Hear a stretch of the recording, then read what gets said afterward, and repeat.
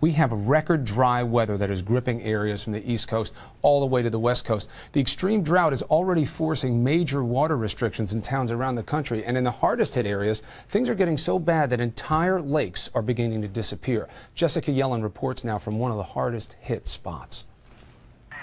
Fighting fires, smoky skies, brown lawns, and shrinking lakes, people across this country are feeling the sting of record dry weather.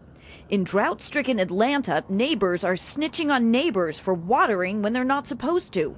And in bone-dry Southern California, where the Hollywood sign almost went up in flames just weeks ago, officials warn about a potentially record-setting fire season. There's extreme drought in parts of California, Arizona, eastern Mississippi, Alabama, Tennessee, and Georgia. Hopefully we'll get some benign tropical weather systems that'll bring some good rains to the region. The hardest hit, Florida. More than 500,000 acres are burning across the state.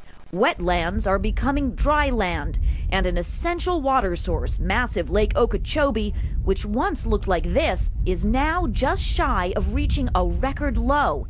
This pier was once in deep water. And when do you think it could hit that low?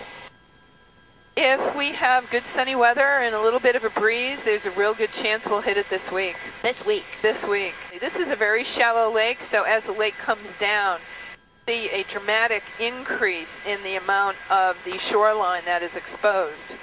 This is the dried up bottom of part of Florida's Lake Okeechobee. Normally, water here would be over my head.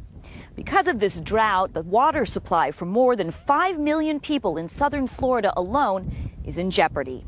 Officials worry the drought will stretch through another hot, dry summer. For Good Morning America, Jessica Yellen, ABC News, Lake Okeechobee, Florida.